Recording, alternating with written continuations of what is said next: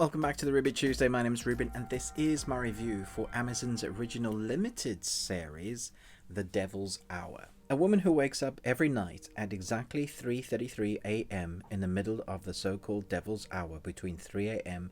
and 4 a.m. Okay, just hand on my heart, I've gotta say, I didn't understand this series. Once I got to the ending, there was an explanation as to what has occurred within the mystery, and I went, okay.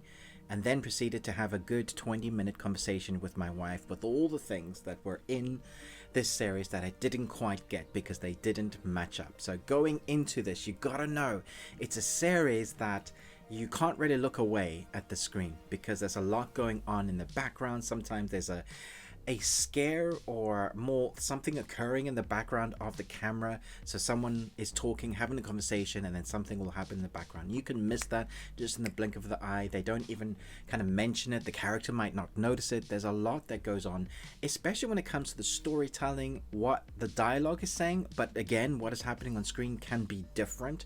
So if you're one of those that watches or listens and you're scrolling on your phone, you're going to miss a lot. It's a series that's so complicated in its mystery that you have to pay attention as well. So that's my word of warning. Go into this knowing that it is acted well, filmed well, choreographed well in its massively big puzzle piece thing, but you do have to pay attention. So Jessica Raine plays Lucy, who is one of our main protagonists. She plays the mother who is going through a thing where she wakes up every morning at 3:33 a.m.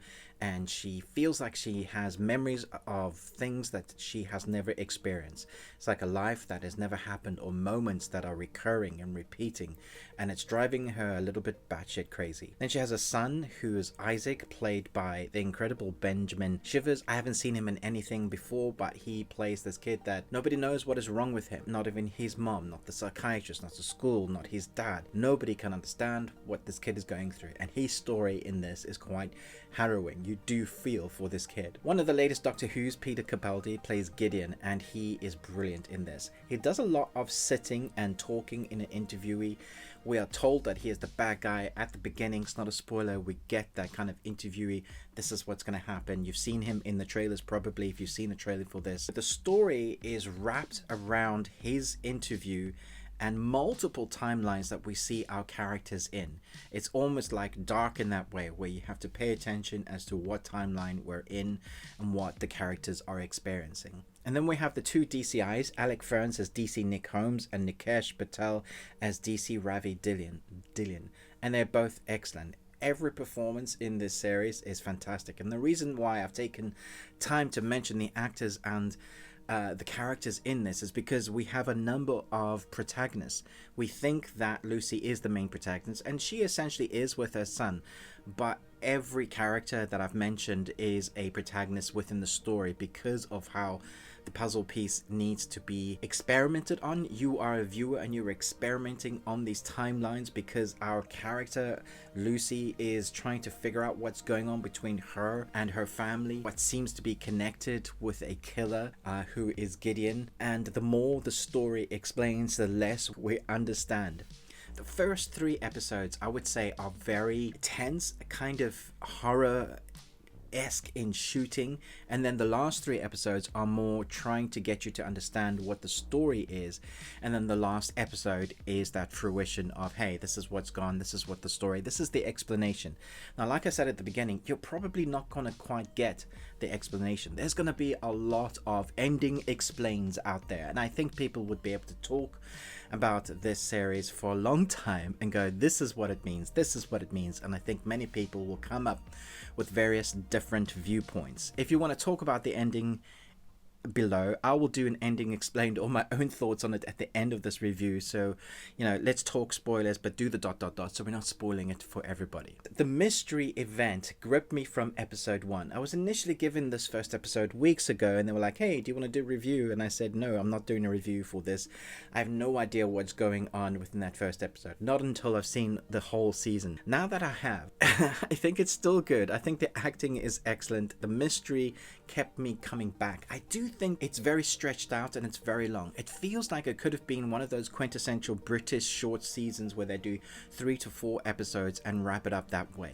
It does feel like there are a lot of monologues or stares or drama for the sake of having drama, or thriller for the sake of having thriller. It feels like there are moments that they could have shaved down. But saying that, because it's so complicated in its, well, I think it dares to be complicated in its storyline, have we shaved some of those clips away or some of that storyline away, we might even be more confused than, well, I am now. So it definitely has an explanation, and it goes and it says this is what it is, but I'm not sure that works like it's saying it is. And that is why I come towards the ending going, yeah, the acting is fantastic, the dialogue is really interesting, what's going on in the background with the camera techniques and the tone that it shows with the score, the feeling that it's trying to get across.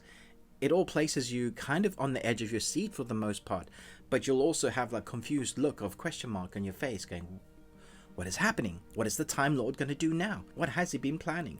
It feels like you could be watching a serial killer that is really, really smart. At least you hope he is. And you hope that when that story is explained, you'll be like, ah, yes, that's great. You know, like watching The Usual Suspects for the first time. You get to that end and you're like, you know, it blows your mind. Or Fight Club. It has that sort of feeling that you want the story to be the culmination of its smartness from beginning to end. I just don't know if people are going to have that same feeling when they get to the end. But as a whole, as a series, as a limited story, it was very entertaining. The acting was riveting. The story was brutal at times, harrowing at times. You are definitely rooting for the actors, especially Benjamin Shivers and Nikesh Patel. Those are two of my favorite characters. I was rooting for those guys.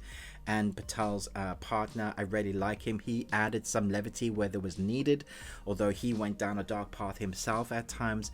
But sometimes it's too dark for its own good, and when you get a little bit of levity or lightness, not even levity, just lightness, then you can breathe as an audience member. I enjoyed it, but I would love to hear your thoughts down below. I'm giving this a solid 3 3/4 out of 5 Nicolas Cages. You got one. I want to go 4, but that ending is just not sitting right with me. Let's jump into the ending explained. So the way I understand it is that Peter Capaldi's character Gideon is not actually the bad guy. He has been this guy that when he was a kid, he saved his brother from being killed by his father because he'd experienced this death over and over and over again. They are these, rather than time hopping or being in various different times, they are time loops, and he was able to change an outcome. But because of that, so many outcomes or various loops happen in the future. So eventually we lead to the Lucy protagonist, where her mom is saved from shooting herself in the face.